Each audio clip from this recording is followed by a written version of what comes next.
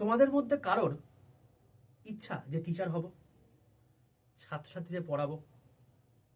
কারোর ইচ্ছা যে হসপিটালে রোগীদের সেবা করব?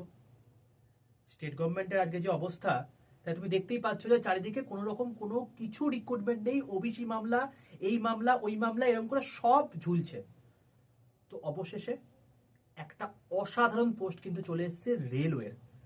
রেলওয়ের যে সমস্ত স্কুলগুলো আছে, হসপিটালগুলো আছে, সেখানে কিন্তু রিক্রুটমেন্ট টিচার এবং অন্যান্য ক্যাটাগরিতে কিন্তু আসছে। তো ডিটেলস সমস্ত কিছু এই ভিডিওতে দেওয়া আছে।